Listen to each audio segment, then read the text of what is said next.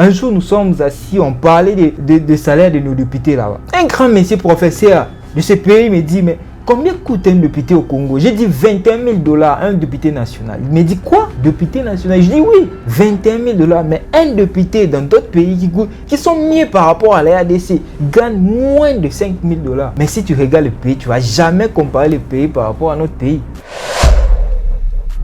Il y a tous ces jeunes qui sont là, sont en train d'appeler. Ah mon cher, et c'est comment? En fait, fais-moi une affiche, fais-moi ceci, fais-moi ceci. J'ai plein de messages ici dans mon téléphone. Chaque jour, je reçois des messages. Tout le monde veut être député. En Afrique, c'est maintenant ça. Parce que quand tu viens au Congo, tu poses la question de savoir à un député, un député coûte combien? Bon, disons qu'un député gagne 21 000 $ au Congo. C'est un salaire d'un député national. Parlons d'un député qui gagne 21 000 $. Un député qui gagne 21 000 $. Et tous ces gens-là qui sont là, ils se posent des questions. Bon, il y a quand même l'ouverture qui est là et je peux devenir député. En moins de choses comme ça, tu peux devenir député comme ça. Nous voulons 500 députés au pouvoir. Et là, il y a combien de jeunes? Plus de 20 000, si c'est 30 000 personnes au Congo qui ont postulé pour pouvoir devenir des députés. Mais c'est quelle mentalité? La capitale de la RDC est devenue comme étant l'album photo de la RDC. Parce que vous allez voir des affiches partout. Et moi, je me dis, nous sommes dans quel pays où tout le monde veut devenir député?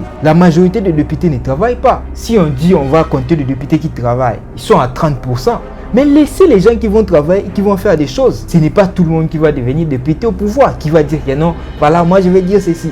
Et malheureusement, tous ces peuples qui sont là, ils vont regarder les mêmes personnes qui vont venir vers eux. Et souvent aussi, tu vois que non, il y a une personne qui n'a même pas d'intelligence, il va venir, il entre là-bas et devient député. La première des choses qu'il va commencer à faire, c'est quoi? Tu me parles d'un député. Un député qui va postuler, qui n'a même pas de maison. Un député qui va postuler, qui n'a même pas de projet en tête. Un député qui vient comme ça, oui, je vais devenir député. La première des choses qu'il fait, c'est quoi? Il part chez les Koulouna qu'on lui fasse une chanson. Ok, député, c'est ci, député, c'est là.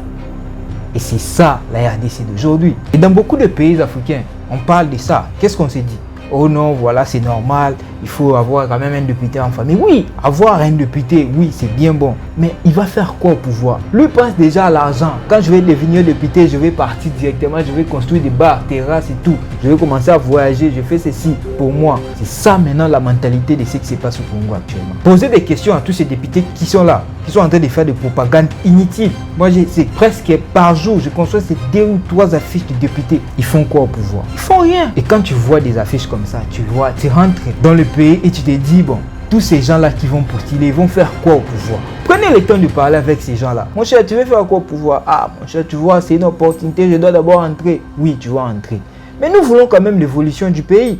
Nous voulons quand même des gens qui raisonnent. Même moi, comme je suis là, je sais que je suis en train de raisonner. Peu importe dans le pays où nous sommes dans l'étranger. Nous sommes en train de voir des choses, comment est-ce que ça se passe. Un jour, nous sommes assis, on parlait des salaires de nos députés là-bas. Un grand monsieur professeur de ce pays me dit, mais combien coûte un député au Congo? J'ai dit 21 000 $, un député national. Il me dit quoi? Député national? Je dis oui, 21 000 $. Mais un député dans d'autres pays qui sont mieux par rapport à la RDC gagne moins de 5 000 $. Mais si tu regardes le pays, tu ne vas jamais comparer le pays par rapport à notre pays. Mais parlons des pays africains aujourd'hui qui ne développent rien dans leur pays. Parlons de la Côte d'Ivoire, du Congo, parlons de tous ces pays-là qui ne font rien. Et surtout des pays francophones. Ils ne font rien. Ils sont au pouvoir, ils ne vont rien faire jusqu'à ce qu'ils vont quitter le pouvoir. Et puis ils vont revenir encore sur les mêmes populations qui vont leur dire que non, voilà, c'est ci, voilà, c'est là. Beaucoup de jeunes qui se réveillent le matin. Le matin, ils se réveillent le matin, il n'y a pas de l'électricité. Il va aller chercher de l'eau où il ne va même pas trouver de l'eau en question. Et quand il trouve de l'eau, il va faire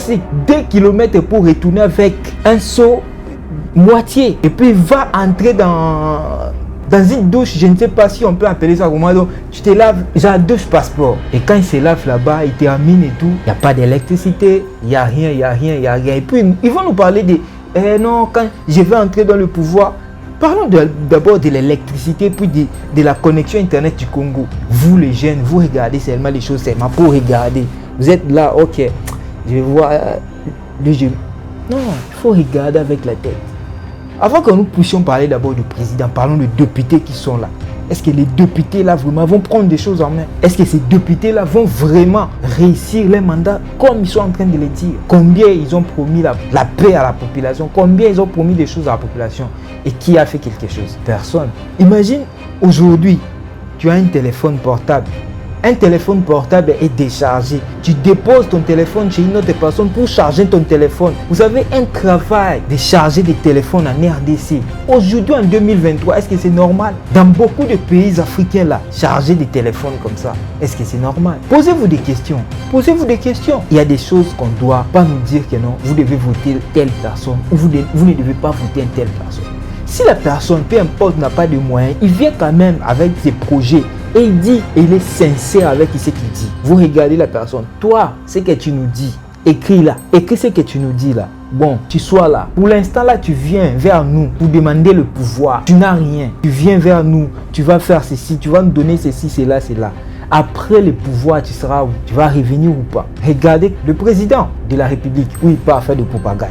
Bon, disons, il a déjà eu peut-être à être dans. Si c'est 8 ou 5 provinces en RDC. Et les autres provinces, le président n'a jamais été là. Et vous avez vu le président. La première des choses que vous devez faire, c'est quoi? Lui poser la question de savoir, monsieur le président, vous étiez au pouvoir. Vous avez dit que non, vous êtes le président de la RDC. Mais quand vous parlez que non, vous êtes le président de la RDC, c'est pour faire quoi? C'est pour aider, c'est pour travailler avec toutes les provinces de la RDC. Mais qu'est-ce que vous avez fait? La première des choses à faire, c'est ça. Mais c'est que les gens disent, non, quand tu vois le président, en fait, tu oublies tout. Président, tu commences à chanter, je ne sais pas. C'est ça l'Afrique. Mais on voit des fois des choses qui se passent en Europe. Un président français arrive comme ça. Un citoyen arrive et dit, mais c'est le président, vous êtes au pouvoir. Qu'est-ce que vous avez déjà fait? Vous êtes nul. Vous devez savoir qu'on ne va pas vous voter. Bien sûr, il y a la démocratie. Moi, la démocratie en RDC là, le petit démocratie là que nous avons, la petite démocratie là que nous avons en RDC, on peut quand même pratiquer avec. Même si on ne va pas lui dire en face comme ça que non, monsieur le président, je ne vais pas te voter.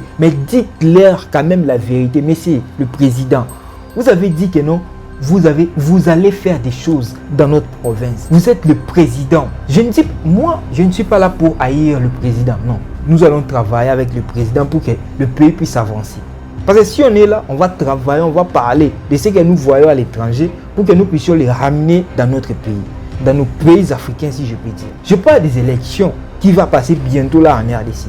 Si on parle du pays comme à Gambie, je pense, le pays du George Weah, il a travaillé un seul mandat et puis il a déposé le pouvoir. Voilà un président qu'on peut honorer. Quand un président voit que non, il n'a rien fait, un député vient que non, voit que non, il n'a rien fait, il n'a pas résolu la chose qu'il devait faire. Qu'est-ce qu'on doit faire? On va les dire ouvertement que non, on ne va plus te voter. On ne va pas travailler avec toi. Parce que c'est contrat. Ce n'est pas de l'amitié, c'est la politique. Aujourd'hui, la politique en RDC, en Afrique, de pays francophones, c'est comme du business. La politique en Afrique, c'est du business. Vous êtes au pouvoir, vous gagnez et vous laissez aussi aux Blancs de manger.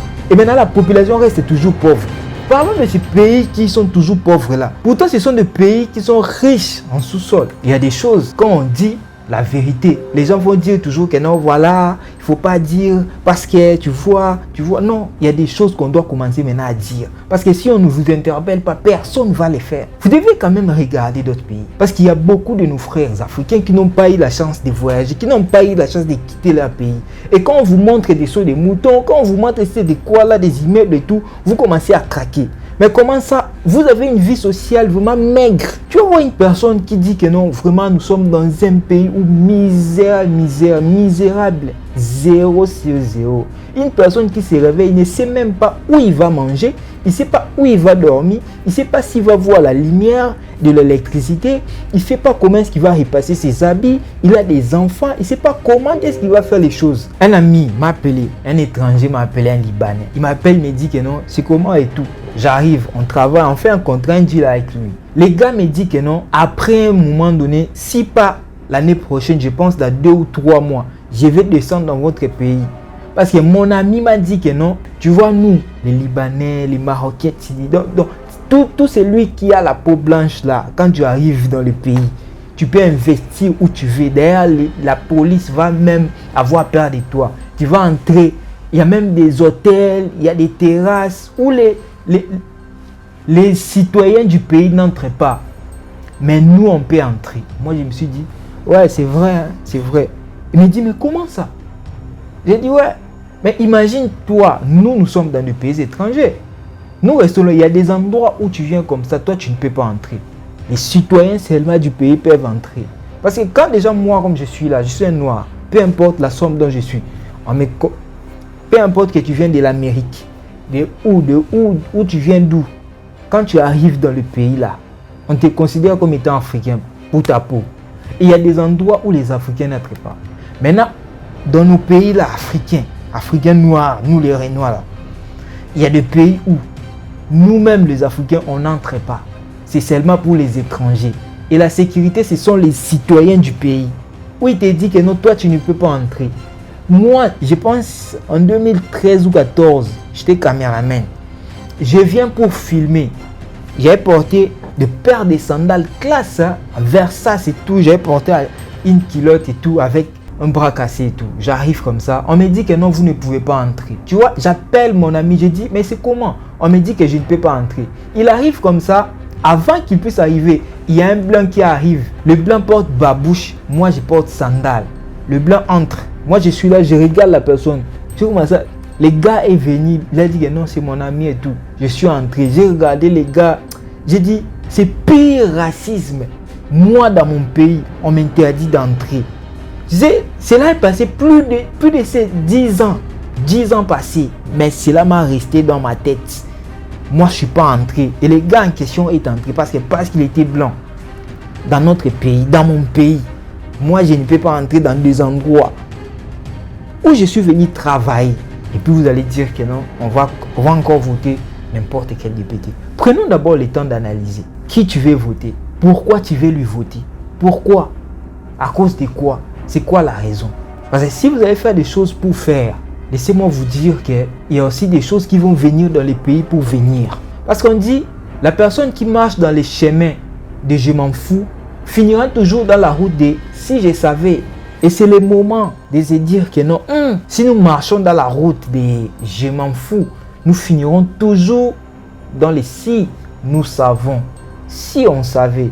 Et alors le moment est venu pour se dire, la personne que je vais voter, il est qui? Il va faire quoi? Pourquoi il est là? Pour ses intérêts ou pour nos intérêts? Et regardez bien la personne et puis votez. Je pense que la vidéo va se terminer ici. N'hésitez surtout pas de vous abonner sur Chérie Haut News Télévision et de lâcher le plus j'aime parce qu'ici, on soutient toujours les pays africains et on donne l'ouverture à tous ces gens qui regardent la chaîne pour qu'ils puissent bien comprendre les choses, comment est-ce que ça se passe en Afrique. On va copier les blancs et on va les dépasser.